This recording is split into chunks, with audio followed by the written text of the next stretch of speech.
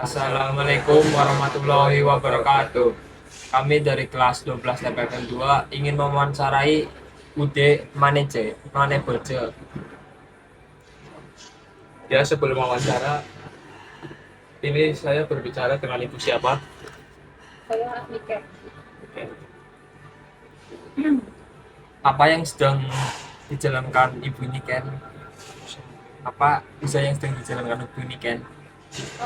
Jadi UD Mane Baja ini bergerak dalam bidang jasa.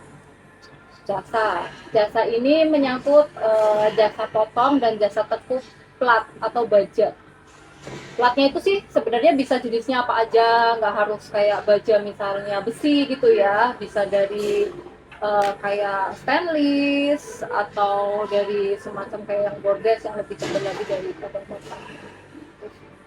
Jadi selain untuk jasa potong, jasa tekuk, ini juga ada fabrikasinya, yaitu rel-rel Henderson, kusen pintu atau semacam kayak jalusi itu ya yang buat di rumah-rumah. Ya seputaran itu sih. Sejak kapan usaha ini dimulai? Dari sejak tahun 2017 kurang lebih. Lama. Riwayat pekerjaan atau karir sebelum membuka usaha ini? Saya, Iya. kalau saya dulu sempat jadi pegawai. Kalau suami saya memang pengusaha basicnya gitu. Jadi kami ini pasangan pengusaha gitu karena sama-sama mengelola usaha bersama. Kalau saya dulu sempat jadi pegawai bank, kerja di Bank Mandiri 9 tahun. Sebelum akhirnya total untuk mengelola usaha suami. Apa alasan ibu memilih usaha ini? Alasannya begini, jadi di Tegal itu kan banyak banget ya pengusaha-pengusaha lokal yang bergerak dalam bidang baja logam seperti itu.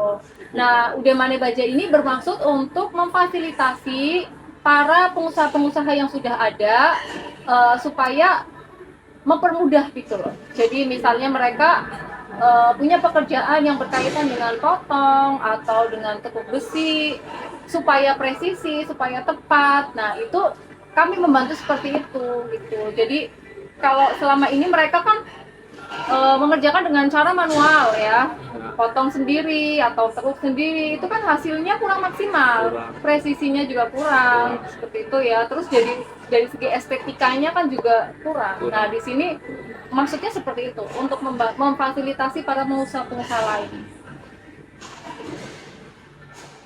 Berapa modal awal usaha yang Anda keluarkan? Model awal ya, wah udah lupa karena kan gini ya Mas, jadi kalau usaha itu nggak bisa diprediksi seperti itu karena awal mulanya merintis usaha itu dari nol. Iya. Yang dimaksud dari nol itu kita punya uang seberapa misalnya ya, berawal dari kecil karena kan dulu sempat punya usaha tapi belum pikar ya, bangkrut ya. Jadi pesan saya untuk yang memulai usaha itu jangan takut jatuh bangun, dan kalau sudah jatuh itu harus bisa bangkit. Bagaimana usaha ibu agar usaha ini terus berkembang? Usaha ini terus berkembang, yang jelas kita menjaga kualitas. Satu, menjaga kualitas, terus juga menjaga hubungan baik atau relationship dengan customer, mengikuti perkembangan zaman gitu. Jadi sekarang ini zamannya seperti apa nih? Misalnya pemasaran, kita harus agresif gitu kan. Sekarang ini zamannya semua orang itu, semua usaha itu kayak punya tim digital marketing, misalnya seperti itu. Di situ juga kami tetap berusaha untuk eksis di sosmed gitu. Salah satu seperti itu sih sebenarnya mungkin hal kecil ya, tapi itu juga memungkinkan usaha kita akan lebih berkembang seperti itu. Jadi nggak cuma dari sisi kayak kualitasnya kita terus menjaga relationship-nya, tapi juga dari sisi marketingnya juga supaya kita makin luas dan makin besar. Karena ini perusahaan perorangan ya, perusahaan perorangan tuh berat karena modalnya itu dari full dari sendiri.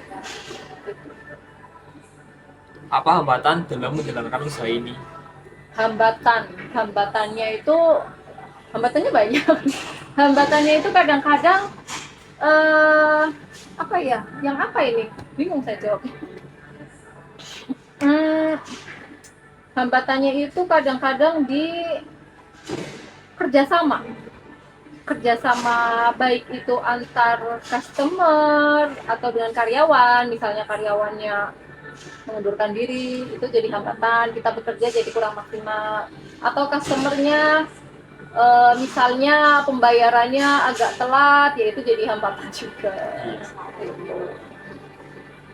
Apa kesan dan pesan Ibu untuk yang ingin memulai usaha? Pesan dan pesan. Jadi gini, usaha itu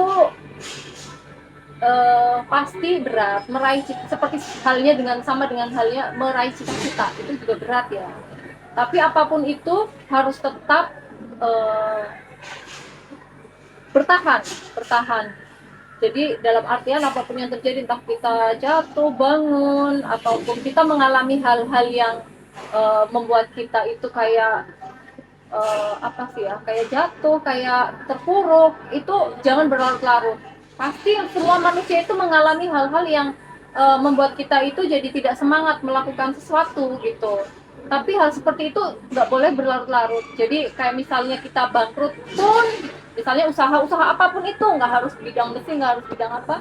Kalau misalnya kita mengalami sesuatu yang misalnya kita bangkrut atau kita sedang merasa ada seseorang yang mungkin tidak suka dengan perjuangan kita atau menghambat atau apa, itu pasti ada seperti itu.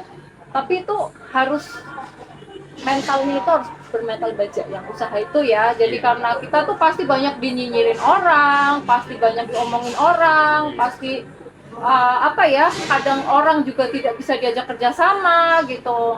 Ada orang yang ingkar janji, ada orang yang ya pokoknya banyak banget. Tapi ya itu, jadi gak boleh menyerah, terutama jaga hubungan baik sama Allah. Insya Allah semuanya pertolongan Allah, kita pasti bisa melaluinya ya. Terima kasih, itu pernyataan dari kami Bu. Oke. I know